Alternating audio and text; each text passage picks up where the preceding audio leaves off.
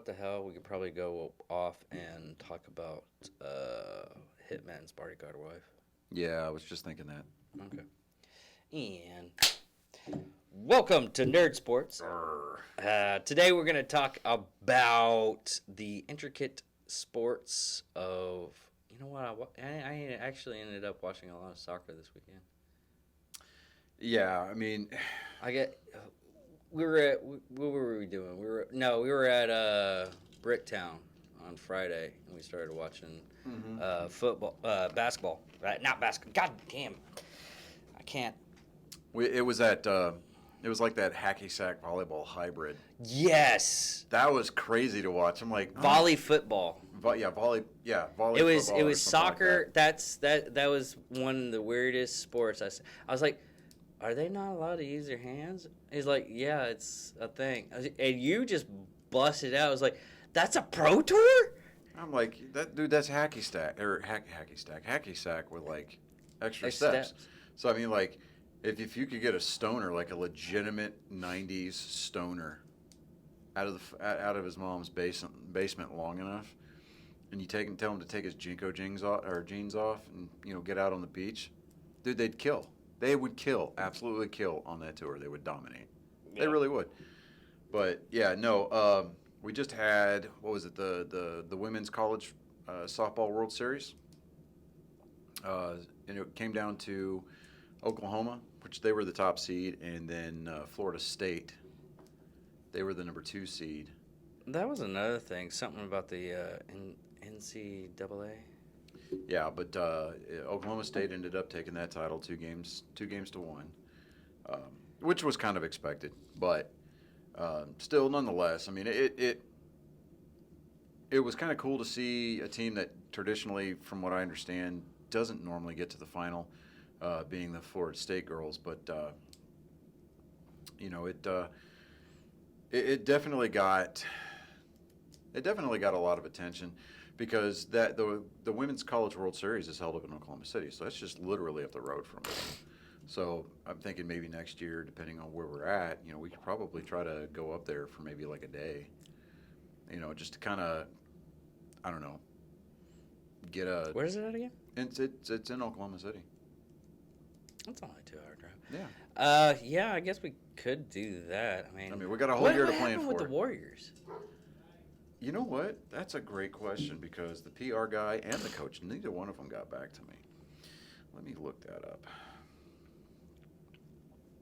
It's pretty bad that we're trying to boost sales, basically, by getting our 5 people to go to these games and everything. And because I've been to one of the hockey games when it was free.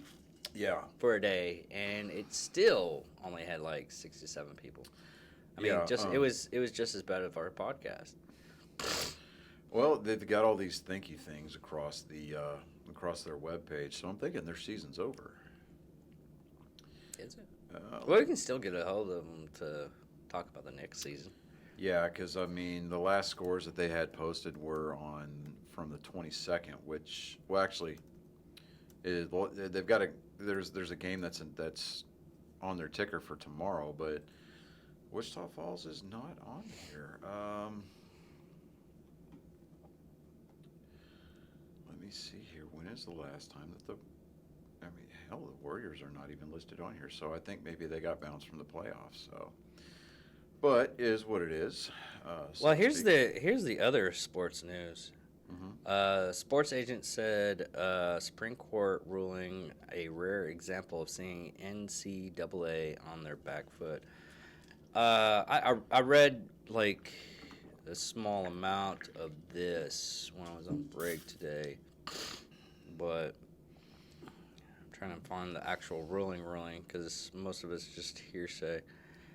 Faced proposition of reshaping the college athletes, and the Supreme Court issued a narrow but potential transformation ruling Monday in a case that pitted college athletes against the NCAA. At the issue in the case where the NCAA ruled the limited educational benefits for college players as part of their scholarship. Yeah. So basically, what they're going to do is,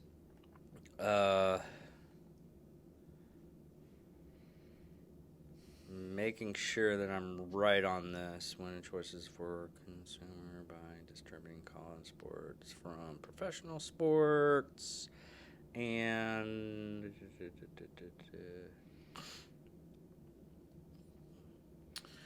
Well, while you're reading that, we would be remiss if we did not talk about the NBA. The NBA is down to their Final Four. The conference finals between the Los Angeles Clippers and the Phoenix Suns. They're playing for the West Conference title, and then Atlanta and Milwaukee they actually tip off tonight for Game 1 of their series in the Eastern Conference Finals. The traditional heavy hitters, the Warriors, the Lakers, they're out. They're out. Celtics are out. I mean, everybody's out with the exception of these 4 teams.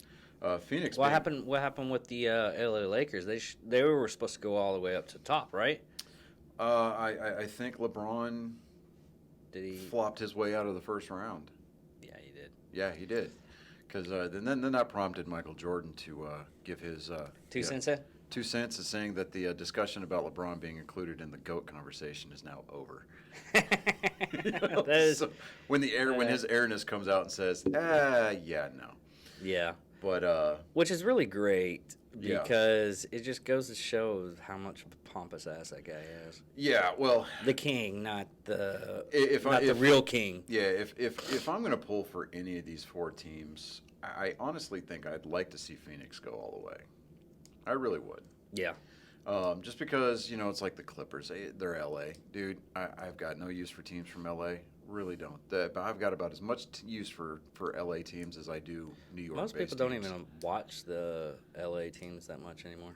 Well, they do, and it's just because ever since the Warriors, when they had their Warriors, they're more of an Oakland team, but still.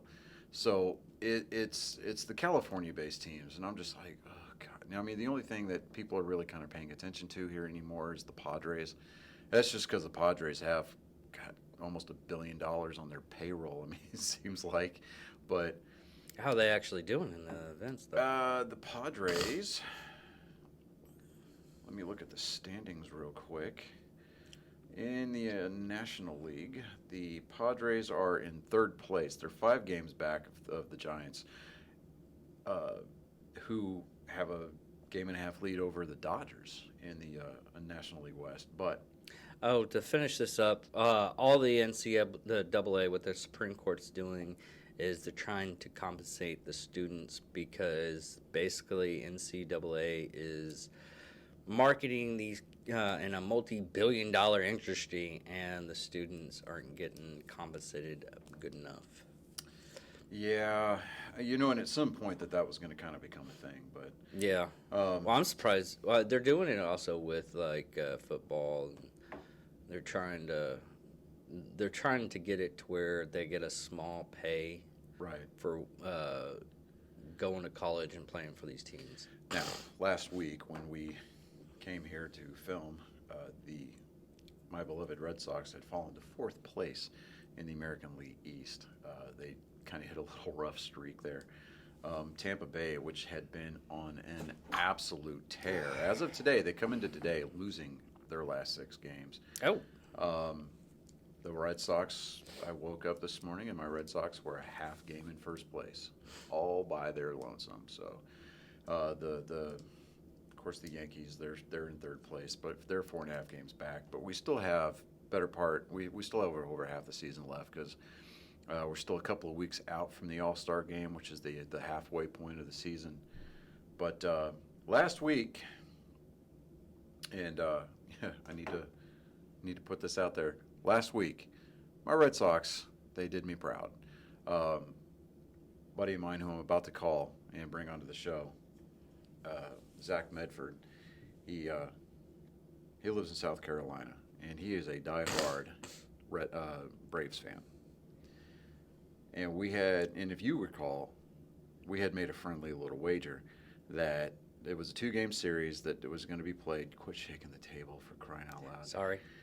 I'm sitting here going, I'm like, getting all vertigo because it's like, okay, why is the room moving? But I promise I haven't had that much to drink. But it was a 2-game series to be played at Truist Park down there in Atlanta. Yeah. Where the All-Star game should be getting played. But might still get played there after all the people sue. If they do, it won't be until next year. Yeah. But because they've already got the infrastructure getting set up and everything like that in Denver, so they're not going to move it again. But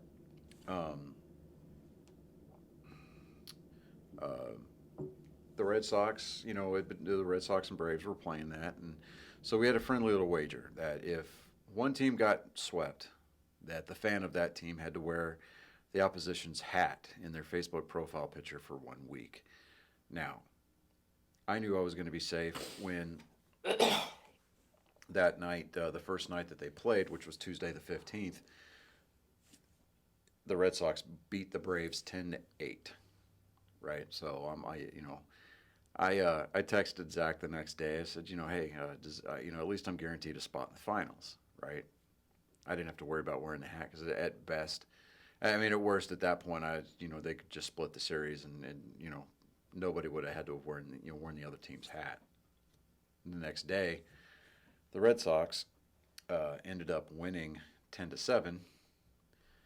No, come on, Jesus, let's go. I swear, I know how to work these things. So they beat them 10-7, or was it 10-8?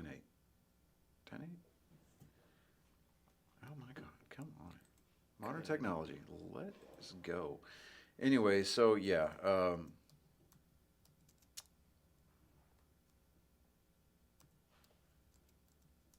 Maybe it was 10-8 both nights.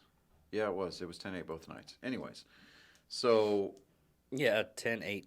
10-8, 10-8, yeah. So, but I was on my way to Amarillo with my 2 youngest boys to see their brother receive an award with the Amarillo Police Department.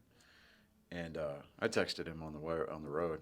I was like, hey, bud, how you holding up? I get a text message from him 4 hours later. he said, crying a lot. But seriously, the Braves at this point just need to get the fuck off the reservation. Now I got to go get some Red Sox gear to honor this bet. And I'm like, all right. So I told him, I said I'd call him today when we were here filming the episode.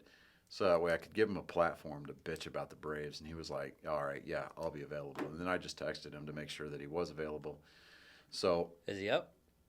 Let me go ahead and give him a buzz. So let us go ahead and do that.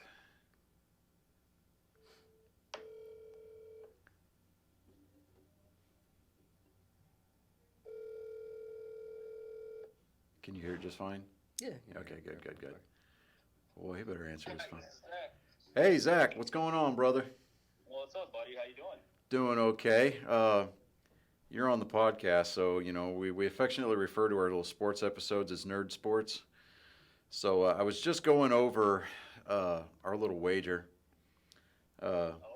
concerning last week's games. And, if I was kind of letting our viewers and listeners know that, I had texted you on, Thursday last week, just to kind of check to see how you were doing. And, yeah. Well, honestly, I'm going to tell you, it's hard to find, it's quite similar. So I don't want to, buy any Red Sox gear, right? Because, I don't like it. So for me, it's almost like going to find toilet paper with shit already on it. And it's been really hard in South Carolina. Well, you see, you make that sound like, that wearing Red Sox gear or putting any kind of Red Sox paraphernalia on your Facebook profile as we had agreed upon would be the same as maybe wearing Yankee pinstripes. And I just don't see the similarities there at all. If I had to pull anything out of my ass, which both teams would come out of it, actually that came off wrong. Oh, it did, very much so. The whole team or just the people on the Okay, so you're hearing my co-host David. So and I'm getting Yeah, he all sounds a little faint. I can't really make him out. Yeah, he was asking, was it the whole team that you pulled out of your ass, or is it just certain players? I mean, I'm not gonna lie. I am in no way gay at all, but I mean, Jason Veritek stands a chance. Yeah, I'm. I could get. Pun intended. I can get behind that. The captain's always got a. He's always had a warm spot in my heart. There we go. See, now we're just running in circles here. Loop de loop, right? All right. So as we agreed upon, I told you that I would give you a platform upon which you could vent about the Braves. So, Mr. Medford, you have the floor. Oh boy. Well, this is going to be real fun because we're coming off a doubleheader yesterday against the Cardinals, in which we took 3 of the 4 game series. Of course, looking in historical fucking events, we always beat the Cardinals, like a redheaded stepchild in the season. When it comes to postseason, it's flipped. I think, if I'm not mistaken, they've knocked us out historically 11 postseasons. Yeah, that includes the infamous infield fly play, right? Yes, it does. Okay. I can't remember that umpire's name, but man, if I ever catch him in a fucking bar, it is on. Kind of like Angel Hernandez. Oh my gosh, man! I don't even know what that guy's still doing in baseball, but whatever. He's proof that you can suck at your job and still be employed. Like, that's just me. And then don't forget, was it last year? Year before that? I don't know if you remember the infamous historical 11-run top of the first inning Cardinals at Braves. They put up 11 runs in top of the first. That's the only game that I've ever stopped watching in the first inning. That was game 5, I think. They took that, and that just capped our season. I think that was, like I said, either the 11th or 12th time the Cardinals put the Braves out of the postseason. So I don't know what that is, but I am probably the most superstitious baseball fan / ex-player. We all have our little things, but if you look back when, like I said, 2019, when they stopped doing the chop at Truist Park, then SunTrust Park. They don't play the chop anymore. It is not played because, feelings and stuff. They don't even sell tomahawks either. So they played with the baseball gods, and that was the first game they didn't play the chop, and 11 runs got scored in the first inning, which is the most ever scored in the first inning in the 100-and-something years baseball has been around. So, like I said, baseball mojo, superstition. Yeah, last year I think was the 150th anniversary of the Major League Baseball. Yeah, something like that. We're definitely in that realm. Right now, coming off yesterday's doubleheader, because Saturday got rained out in Atlanta. Yeah, I think y'all split that doubleheader there yesterday, didn't you? Yeah, we split it. They took the early game. We took the late one. Right now, I don't know what the issue is, but we flew after the game last night. We flew from Atlanta. As if I'm on the fucking team. But anyway, we flew to fucking New York, and we're at Citi Field right now for another doubleheader. So we are in the game 1 right now that started at 5:10, and then we have another one tonight at 8:40. So yeah, that's they're having a rough past 48 hours after tonight. They probably need to lay down and just sleep a little bit. Yeah. Now, you and I had talked about, that the 2 games for our teams when we played each other, offensively, the games were great. I mean, they were just entertaining to watch. But the pitching staff, on the other hand, both bullpens got beat the hell up. I know that watching it from my side, the Red Sox, I mean, just the middle relief has a lot left to be desired. I mean, we got guys in there named Andres, and it's like, what is he doing there? We still have Ryan Brazier. He's MIA. He's because he's from here, so I think he's still here handling like personal issues. I'm not sure that he's reported to the team yet or not. I know that he is under contract with them, so I can't really find a whole lot of information about it. But we got guys like Adam Ottavino, Ryan Weber. Yeah, I mean, I think for me the only bright spot as far as like pitching is concerned that I'm looking forward to, and then that's going to really help my team out is going to be Chris Sale has been kind of beating the curve on his recovery time coming back from Tommy John surgery. The other day he threw a bullpen session, threw 40 pitches. Um, Said he felt great afterwards. He came in for a full workout about a week and a half or 2 weeks ago, and it was an off day for everybody. So like the entire pitching staff came in to work just to watch him throw from the mound. And I mean, to me, that's kind of awesome because I mean, whether you like the Red Sox or not, I mean, you have to like Chris Sale. I mean, the guy throws. I mean, Oh yeah. he's kind of like a quiet version of Trevor Bauer. I mean, he just comes in, does his work, and he doesn't have a lot of hyperbole as far as like, I'm going to strike this guy out with one eye closed kind of a deal. But I mean, don't get me wrong. I mean, I like Trevor Bauer's bravado, but I like the way that Chris Sale just kind of silently comes in and just does his job. But the Braves pitching, man, dude. So here's we're gonna split that in half right here. Yeah. I think here's an issue that both of us lie in. We, throughout the history of both teams, have been spoiled on the mound, and I think the bar is just set. I mean, I've been talking about Red Sox. I mean, Pedro Martinez, the Roger Clemens. I mean, Jesus Christ, the pitching award is named after Cy Young. So remember Tim Wakefield too. Oh yes, I do remember the grandfather of the knuckleball. Yeah, I do remember. Yeah, I mean things like that, and then the Braves. We had the Aces. I mean, you had Maddox, you had Smoltz, you had Glavine. I mean, Yep. dude, I mean that rotation right there. Just those three guys in that rotation during the '90s. I mean, these guys. I mean, if you look at the way that guys pitch nowadays, they all pitch north and south. Tom Glavine and Greg Maddux, they pitched east and west. So Yeah. I mean, they made you go outside the zone, and I love the Aces, and here's why. And obviously, I'm fucking partial to them, but it's just three dynamic different styles of pitches. My favorite is John Smoltz, just because when I grew up playing, like, every kid and teenager wanted to be the pitcher. I just wanted to put my Copenhagen in my mouth and hang out in center field. So I was all about Andrew Jones, that was my guy. I didn't want to pitch, but I had a 2-seam, 4-seam, and straight fastball, partial slider.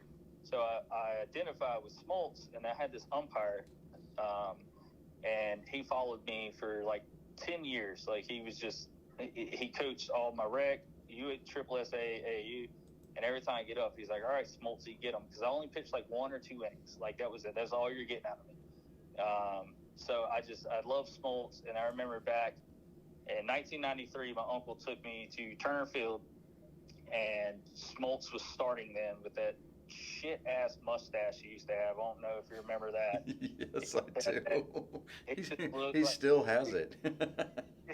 If he pulled up like in a white van, like, he was sending off some weird vibes. But yeah, I was like, that's my guy. So obviously, like, if he was a pedophile, I probably would have gotten the van. Like, hey man, I seen you pitch. Like, anyway, I don't need the free candy. Is that what you're trying to tell me?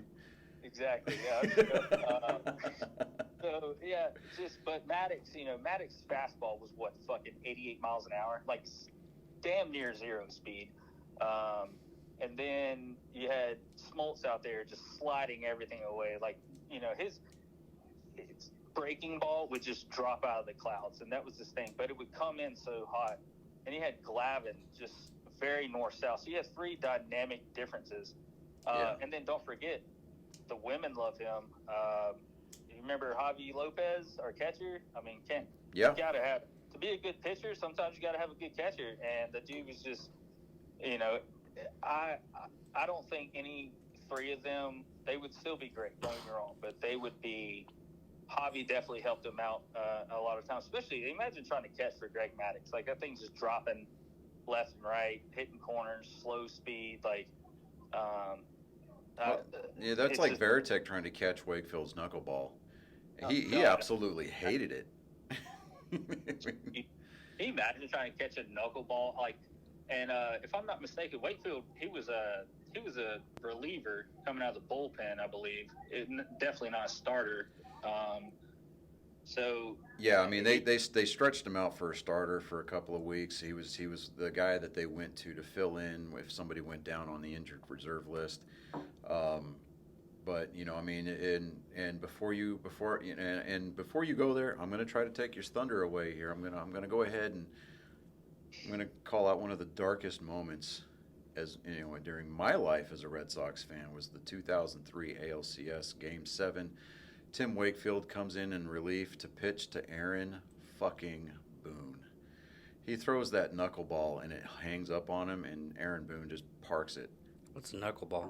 Knuckleball is a pitch that it doesn't spin, and it moves all over the place. It literally defies physics. Really? And if you watch a guy throw it, he throws the pitch like he's trying to pitch inside of a hallway in your house. Yeah, I guess if your co-host has a computer, I heard this stat not too long ago, and I meant to back it up, but if I'm not mistaken, I think less than 20 pitchers have been able to actively throw the knuckleball in entire MLB history. Yeah. There's less guys have thrown the knuckleball effectively, and that's their signature pitch during the entire 151 years of Major League Baseball. There have been more guys that have walked on the moon. Absolutely. There's also a chick that does it too. Eri Yoshida. Okay, so she's a Japanese girl? Yeah. Okay. All right. Well, still. But we're talking about the show.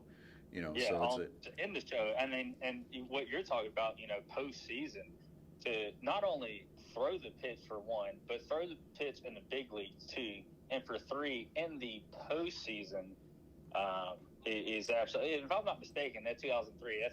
Y'all had Pedro, Manny Ramirez, Johnny Damon. Like, y'all had a setup, didn't y'all? Yeah, and then we were like one or two missing pieces away. I think we still had Nomar Garciaparra back in 2003 because we traded him away for who was it? I forget. I think it was. Oh wow! I think it was Keith Folk. I think that we traded Nomar for in 2004. Yeah. Because I know that Nomar, he still got the World Series ring. After the season was over in 2004, just because he played a majority. He played up until the trade deadline with the Sox. And wasn't he with when y'all broke the curse of the Bambino? Well, he played for us that year, but we traded him in 2004, and that was the year that we won. Okay, got you. Yeah. Man, I mean, you know how it is. That's like Jose Iglesias. He was our up and coming shortstop, and we traded him to Detroit at the trade deadline in 2013, and then in 2013 that was the breakout year for Xander Bogaerts. And well, hey, Xander Bogaerts, dude, I'll tell you what, dude. I mean, love him or hate him, dude, you cannot argue that the guy is probably arguably one of the best, if not the best, shortstop playing baseball right now. Offensively or defensively? I got some quarrels with that pending. He's good, but something about. My shortstop just struck out. Wow. Never mind. I was going to say Dansby.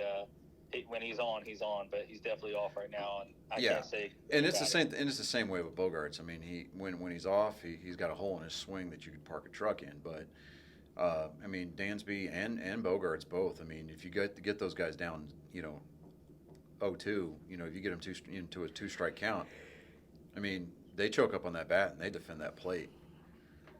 And I mean, Absolutely. they may pop out or line out or whatever, but I mean, they always put that ball into play. I mean, those are the two guys that I can think of that rarely strike out when they're down two strikes. I see. I wish I had something like that.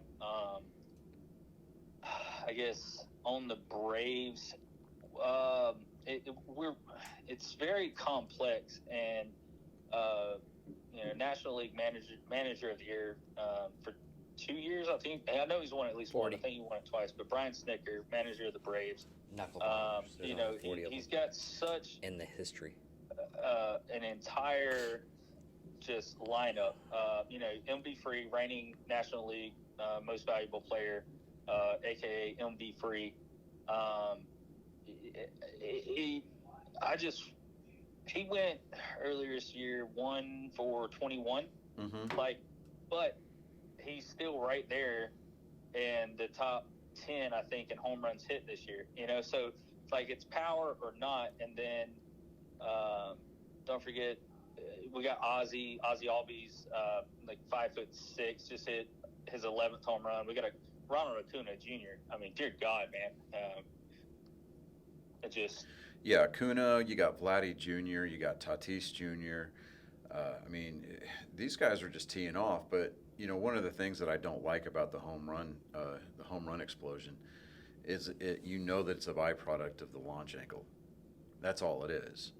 I mean, these guys. I enjoy these sabermetrics. I don't know about you. I thoroughly enjoy them. I love the exit deload, the launch angle, and I love seeing it at different parts. Yeah, I mean, launch velocity. I mean, exit velocities. That's one thing. I mean, because that tells scouts, that tells front offices how hard this guy's hitting, how when he makes contact, how hard is the ball leaving the bat. I mean, and that's important but as far as the launch angle, the problem that I have with the launch angle is that pitching is going to make its way back around, and you started to see that this year too, because we've had 4 no-hitters this year already, and it's made no-hitters kind of a yawn-worthy kind of a thing. But you find a pitcher that just really gets on that day, he'll expose the shortcomings of all of these hitters that are out there, trying to park it in the upper deck, and I think that when pitching starts to actually come back towards the side of pitching versus hurling, I think that the game will, become a whole lot more balanced, and in these offensive style games like you and I had to witness last week, where both games ended 10-8, we won't see those as often, and so that way, when you start seeing those football type scores on a baseball box score, pitching had a real shit day that day. But I think that with and hats off to these kids that are out there doing it. They're out there. I mean, because the pitchers now, I mean, they're just tossing these balls. I mean, they're throwing these balls 93, 94, 95 miles an hour every pitch. And there's going to be some byproducts of that. You're going to start seeing shorter leashes on pitchers. You're going to start seeing more arms getting blown out. You're going to start seeing hitters you're going to start to see a whole lot more injuries towards the hitter on the hitter side of it, because they're going to overswing, and then they're going to tear something, or they're going to separate something. I think that I think that the front offices need to really step up, and they need to really rein the game back in. And I know a majority of that's going to be on the players. They've got to pull that back in themselves. But when pitchers start pitching again versus trying to just pump those fastballs in, I think that we're going to start seeing a more balanced game, and it's going to be more of the kind of game that you and I grew up watching, and it's going to become more of a reminiscent type of a game, and it's really I think that really is going to benefit the game itself versus what we're seeing out there now. Is it more or less like what football is doing right now? Because they more or less rush. They don't actually toss the ball. That's a very good, not metaphor, but that's a good translation. Yeah, it's a good comparison. Yeah. There's a lot of very similar to football. What's going to exert more time on the clock in football, what's going to exert more of your receivers, et cetera, et cetera, et cetera. It's just easier for the QB to turn around, give the other guy the ball. You save your quarterback, and your line's already blocking for something. Every play they're blocking, so might as well give them something. And then runners are just running a lackadaisical route if it's handed off, But we don't see that unless you're at the game. You can almost call it if it's going to be a pass or not. So that's awesome. But in baseball, it's very similar too. There's a lackadaisical issue, and then there's excuses too. And the excuses are getting real old, but an excuse is older than baseball. I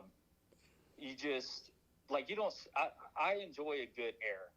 I love a good error because if you mess the ball, let's take an outfielder. If it's a fly and you're gunning for it and you dive, you miss, that's good baseball right there. You gave it all. You got your backup guy if he's doing his job. Yeah, that guy's going to get on base, but it was high risk, high reward. Same thing with a pass in football. What do you want? You want those 5 or 6 yards that your fullback or running back's going to get you, or do you want to throw it downfield, that high risk, high reward, running the risk of an interception, which is more likely than a fumble in my eyes. That's the thing. I think there needs to be that old school baseball. I mean, like I said, I loved the outfield growing up. Played it, lived it, loved it, played it at every level to include Legion. And Andrew Jones is my guy. And my girlfriend, I made her sit here and watch a 10-minute Andrew Jones highlight video the other day, just showing how crazy it can get in the outfield back when that was okay. Yeah, I mean, you had Andrew Jones. I had Ken Griffey Jr. So yeah, it did. Yeah, I mean, watching Ken Griffey Jr. roam center field, dude, it was a treat. And my dad was in the Navy, so when I got exposed to big league baseball, when I was old enough to remember it and actually enjoy it, we were living in Washington and we were literally an hour outside of Seattle. So I got to go to the Kingdome. Yeah, the Kingdome, not Safeco Field, but the Kingdome a lot. And I got to see a lot of Ken Griffey Jr. playing almost on a daily basis. And to me, but I was never a Mariners fan. I was always a Griffey Jr. fan because it was just the way that he approached the game, not only from a defensive standpoint, but the way he approached it at the plate. And offensively speaking, I mean, you look at Ken Griffey Jr., a lot of the times he would take a guy out on his secondary pitch, and it was what you just said is something. I had this conversation a few weeks ago with the guy I was playing golf with. I'm a big golfer, but to say you're not a Ken Griffey Jr. fan is I can't even talk baseball with you after that. You have to be. If you appreciate the sport and the game, you're a Griffey fan. That textbook swing.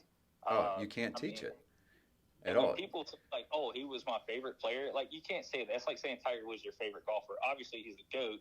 I mean, Griffey wasn't the GOAT, but so textbook in all his movements. But I mean, did Senior didn't play for the Mariners, did he? Yeah, they did. He and Junior played at the same time.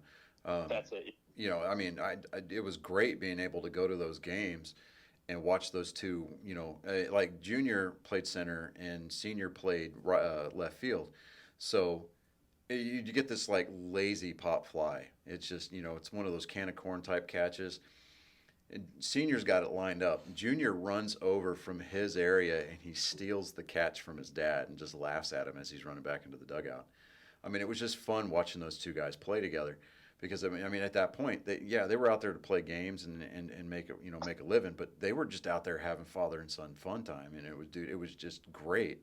I loved it because to me, that's what baseball is supposed to be about, and it's like at the end of the movie Field of Dreams, if you don't cry when Ray asked his dad to have a catch, there's something seriously wrong with you. Oh God, yeah. I can't get over. And we're in that era right now, with I guess greatness producing greatness. Vlad Guerrero Jr. His dad. I wouldn't say a household name, but everyone, did kind of know who Vlad Senior was. And Yeah, then, if you spent more than 5 minutes watching baseball back in the early 2000s and in the 90s, you knew who Vlad Guerrero was. I mean, he had that pine tarred up ass bat, and he hit without batting gloves. that thing, if I swung on a 95-mile-an-hour fastball using his bat, I would probably just fall down and cry. Like, I don't know how his hands, like, dealt with that. And then now his son is literally leading the MLB in home runs hit, and that's just home runs. The average and stuff speaks for itself. Yeah, I think him and Ohtani are tied for the lead. There was such a 2 years ago when 2019 Cleveland held the home run derby in the All-Star game. Yeah, it's 2019. Yeah. That year there was, because Vlad doesn't speak English and his dad speaks broken English, but they put out a really cool commercial, and Vlad was like, hey, I always wanted greatness for you. I gave you my name. I did not know that you would take our name this far. And I thought that was really cool because that year, that was his rookie year. And I was like, man, you swing just like your damn dad. Yeah, and have you seen those superimposed videos where they compare the swings? I mean, legitimately, he's on the same swing plane and everything. It's creepy. But at the same time, like, I'm sitting here listening to you talk about, like, the greatness producing greatness, dude. It's giving me goosebumps because it's like that's part of the whole deal with the game. Yeah, I'm legitimately seeing his arms just bump up. I thought it was the cold air. Yeah, no, I mean, but because even now, like, okay, you got Mike Yastrzemski playing for the Giants. That's Carl Yastrzemski's grandkid. You got Biggio's son's playing for the Toronto Blue Jays. Vlad Jr.'s playing for the Blue Jays.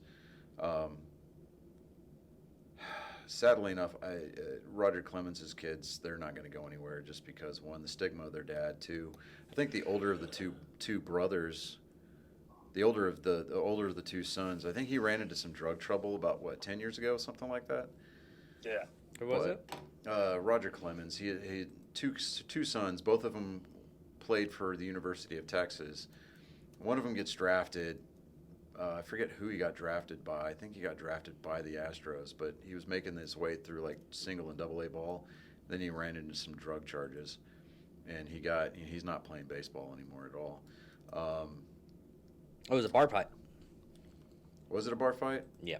Yeah, it was a I'm bar. looking at it right now. Yeah, it was a bar fight. Friend awarded $3.2 million in Houston. Yeah. Jeez. Yeah. But, I mean, and what's cool for me, like, as far as, like, local flair, like Ryan Brazier, who pitches for the Red Sox, he helped them win their title in 2018. He went to my high school, so he's from this town. Brandon Workman's from Bowie, Texas, and that's about 45 minutes down the road. So we've got a couple of 940 area code kids that are playing in the big leagues. Chase Anderson, I think he pitches for the Diamondbacks. He went to Ryder as well. He went to the same high school. And what's funny about that is that Ryan Brazier used to catch Chase Anderson in high school. Really? Yeah, Brazier didn't start pitching until after he got out of high school. And and if I remember watching what was it that show Intentional Talk on MLB Network, and they were talking to Ryan Brazier, and he was like, yeah, because at the time the Diamondbacks were in the playoffs, and he was like, yeah, I'm really hoping that that Arizona. You said Chase Anderson? Yeah. Philadelphia Phillies. Oh, so he's playing for the Phillies now? Okay, so. At the time that the Diamondbacks were still in the playoffs, and they were actually getting pretty deep. I think they had made it to like the divisional round or whatever. But he was sitting there, and he was like, "I'm pulling for the Diamondbacks because I want to play Arizona in the World Series because Brazier and what year? Era? What year? 2018. Oh, okay, my bad. As soon as I hear Diamondbacks, I always go to Randy Johnson. I have no idea. Hey, I used to watch him pitch in Seattle, man. I mean, to me, he's always going to be the big unit. And he was like 6'4", and this guy's sitting there pitching downhill. I mean, it's like, good God. You know, and anytime I think of Randy Johnson, it's not the pitch where he killed that pigeon with. That's what I think. I think of the All-Star game when he was pitching to John Kruk. Okay. And he pitched it over John Kruk's head, so John Kruk turns his batting helmet around backwards, and he holds the bat by the barrel. I am okay. I like players. I mean, I love my teams. I love my Falcons. My Hawks made it last night, but I'm Atlanta-based everything. Yeah. But just Randy Johnson. It's a bittersweet subject because one of his no hitters came against my Braves, and sometimes you just got to have that hurt. I mean, think about the Falcons and the Patriots in the Super Bowl, man. There's every Atlanta-based team. It's hard to be a fan sometimes. Like, they will hurt you. And I wanted to tell you in a story here. I think your co-host will get a kick out of this.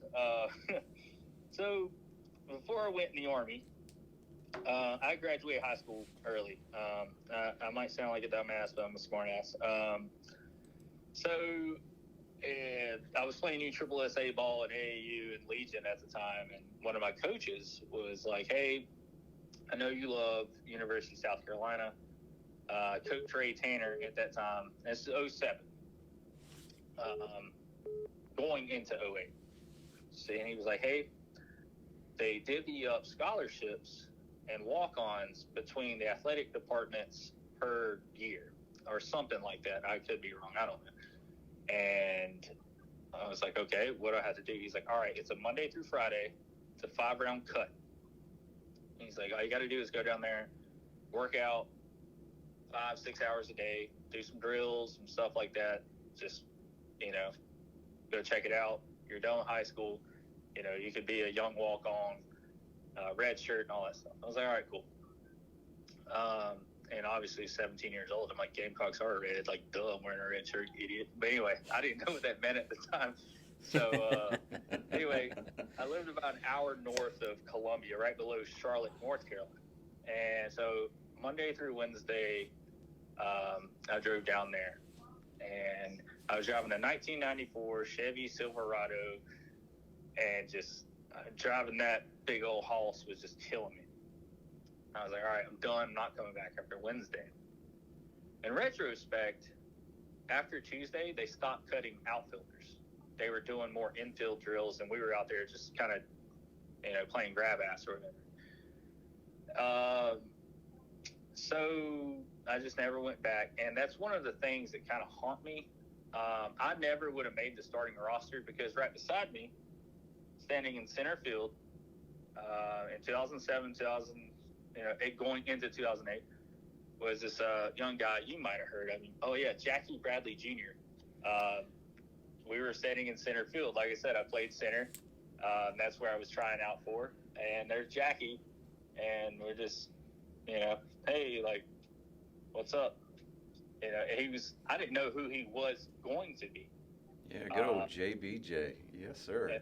That's ridiculous. What's so funny is if who's to say yes or no? But in my head, it would have been a yes. But that's the Gamecock team that won the back-to-back 2010, 2011 College World Series. Yeah, he was part of that great outfield that the Red Sox had put together, the Killer Bees. It was Benintendi, Betts, and Bradley. And dude, I mean, and then they went on in 2018 just to kind of kill everybody. Dude, that's cool. I had never heard that story before. That is awesome.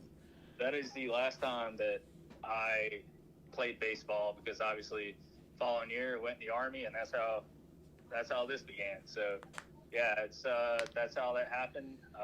Now Founders Park, and then he plays his second base in Kansas City Royals, but Whit Merrifield. I mean, that 2011 blooper to right field to do a walk. I love a good walk off. I don't care whose team it is. Yeah. I mean, I love a walk off. There's no bigger middle finger in the world than a walk off anything. I mean, if you do a walk-off grand slam, that's the ultimate one. Like you gotta. If you're the opposing team, you have to quit baseball then. Right? Yeah. I mean, almost. I mean, it's. Or what's even worse, right? If it's like it's a 3-0 count, bases are loaded, and you're Tatis Jr. hitting a walk-off grand slam. Oh my gosh, you talking about that unwritten rule crap? Oh God! And if you watch any of our previous episodes, man, it was like 2 or 3 weeks ago. I addressed the unwritten rules and how I think most of them are crap. And it's like, just get out there and play the game. It was episode 9. Yeah, because I mean, Trevor Bauer tweeted out. He goes, "Man, if you swing 3-0 and hit one out on me, dude, I'll tip my hat to you." You know, and I'm like, see, Trevor Bauer gets it though. Absolutely. And you have to have that. I mean, why we look, okay, and we, how do I put this? I'm trying to choose my words wisely. Okay, so as fans of any sport, I don't care what sport you like. I don't care if you're into extreme crochet knitting. I don't care. Like, you want some form of savagery, just brutal. You want something to happen. I'm not saying like people get hurt or anything like that, but you want that anguish to come out. Like, I'm take Fenway Park. There's no better home run than hitting it over the big green monster. There's no better home run in baseball. Yeah, no. Yeah, because it's freaking huge. Well, it's a 30-foot wall, but it's like the wall giveth and the wall taketh away. Yeah. You know, Absolutely. and what in some of these line drives that, you know, they call them wall balls, but it's like some of these line drives that bounce off the green, dude. It's, I mean, in any other park, those would be big flies, and they'd be home runs. And that wall, depending on how you pitch, will either be your best friend or it will be your biggest enemy. And I bet the engineer, when he made that, actually said, well, we're gonna the make funny sure thing is these that the guys reason win. why the big green, you know, why the green monster was created in the first place is if you look back in the 40s when that wall was built, it was nothing but ads. And the reason why they put that there was because the people that were sitting outside the park were sitting on top of like the bars and the pubs and everything right there on Lansdowne Street. They were sitting there looking over the wall and watching games for free. Yeah, they created that. You said 40s, right? Yeah, it was like the 40s or, yeah, well, I think it was like 47, 48 when that wall was put in. I can't remember, I think. What is it? Yeah, they kept it like that Green because that was monster the era. It has to be in that time frame. I think the 60s is when they started going more digital, and that's why they keep that wooden, old school scoreboard out there. Yeah, and I think it's the last manually operated scoreboard in the major leagues. I'll tell you another fun fact, especially for your viewers and stuff. So I sat on the Big Green Monster in 1934. Yeah, that's right, 34. I got back from Afghanistan, and I went up and hung out with a couple Army buddies in Boston, and somehow we landed tickets. I sat on the Munster. I tell you what's really cool is behind the Munster, and I guess like underneath it in a sense, is Red Sox corporate headquarters. Yeah. And it gets, that portion of that park gets sun. As long as the sun is in the sky, it gets all the sun. So what was happening was corporate headquarters right there at Fenway it was just cooking in the office, like no matter what they did with thermostat. So they took a really cool approach, and I respect this. I like unique things. You talking about the garden that they put up there? Yeah, the garden. Yeah, Fenway Gardens, yeah. So all the vegetables and stuff that you eat in that stadium is grown at the park because I guess photosynthesis or whatever, like it cools down the corporate headquarters because it has the garden above it on the roof. Yeah. So I always thought that was like super cool. Just a That very is cool. unique thing. Yeah, and we're gonna cut this short a little bit here. So hey, Zach, real quick, I just want you to take a couple minutes because I know that you're on the amateur tour out there still, right? Yeah, I'm still doing some amateur work. Yeah, you want to take a couple minutes and talk about that, man? We'll throw you guys some plug here. Yeah, so I haven't been playing as much as I want to lately, but I play on what's called the U.S. Am Tour, and then I also play for the Veterans Golf Association. A U.S. Am Tour, it's flighted So that means you play against people of your likely handicap. Okay. Awesome. Ton. And it's nationwide. They have, I'm from here to Texas, Washington. I mean, you name it. There's a regional area you play. We have nationals. Nationals this year is in San Diego in September. You play for points. You play for money. There's buy-ins, et cetera, et cetera. I just picked up golf when I got out because it's very strategic and kind of tactful and stuff. So I enjoy it. Been playing for a little bit, and I'm actually if I get some more practice in, I might go try out for the True Amateur, the Corn Ferry Tour, which is the league below PGA here in a few months, just to try it out. I need to practice. I need to play like I did last year. But yeah, and the VGA is great, man. If any veterans are listening or whatever, that's a great thing. Anything from, paraplegics, just fundraising, that's a good time. Just hang out with other veterans is always a good time with all, wars and, just any kind of service. So that's always fun. So yeah, that's pretty much my golf. And I actually played 2 days ago in a charity tournament. But we finished second to last with an under par score because old people like to lie. That's not true. Someone claims that they shot a 55. Like, get out of here. Like, there ain't no way you shot a 55. Like, and Is that with or without the handicap, though? You can't. I mean, 55 with like 3 other teammates. Like, why aren't y'all on tour? Like, what are y'all doing out here? But I will tell you this too. My girlfriend, tomorrow she is off, and she said we have to go to the store and take that photo for Skelton. I guess she knows a sports store that sells, like I said, shit ass toilet paper called Red Sox Gear. So I'll go. I'll have your photo will be up sometime tomorrow, and yeah, I will put that up. I haven't forgot about you. I'm not buying any Red Sox anything.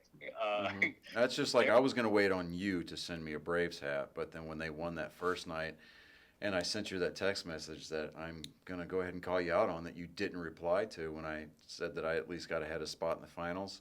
I felt sad. Yeah, I was like, okay. And I would have done it too. I would have. Actually, you know what? I'll tell you what. Just because I know how much pain it brings you, and far be it for me to want to do that to one of my brothers. I'll let you off the hook, man. You don't have to do it. No. But you have to, but just for one day at least. Wait. He doesn't have to put it on his body because I know that if you were to ask me to put on some kind of Yankees gear, there's not enough fucking holy water in the world to cleanse away that sin, okay? I can get you a young priest and I will kick you square in the asshole, dude. I will. I'll be willing to. No. Okay. Anyways, Pain I'll is let part you of off the I'll let you off the hook, but I want you to say right here, right now, that you love you some Red Sox baseball, and then then I'll let you off the hook. I'll send you the photo tomorrow. All right, man. All right, Zach. Well, hey, just give people some insight here. This is my buddy Zach Medford.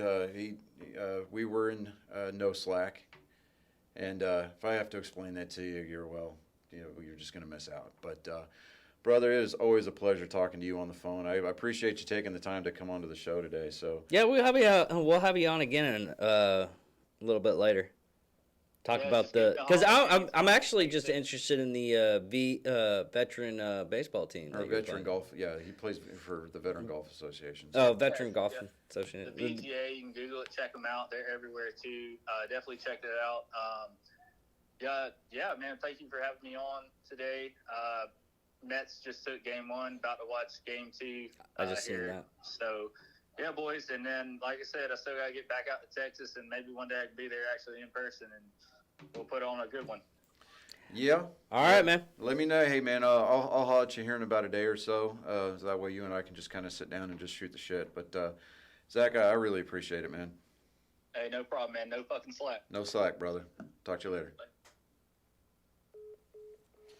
Well, that was a fun episode. Yeah, that was fun. Talking to Zach, I mean, the guy is just, he's squared away, man. He's. He sounds like he has his hand full with a lot of the stuff that he's. He's put got his his. hands in. He wears a lot of different hats, and dude, I'm telling you what, he puts up with the same kind of crap that a lot of veterans do when they come back. Whether it be divorce, kids, relationships, he's got his own demons. But man, I'll tell you what, to a T, he's probably one of the better individuals that I have the pleasure of knowing, with my associations with the Army. But and I'm not just saying that because he was on the show, but I mean, I can legitimately sit there and talk with this guy for hours about baseball, and the fact that he just could not bring himself to say that he loves him some Red Sox baseball. I mean, that was beautiful. That was that was really good. I'll send you the photo. I'll send you the photo tomorrow. Yeah, that was great. All right. Well, I'm David Ickerman, I'm Johnny Skelton. and this is Nerd Sports. Thank you for watching. Peace.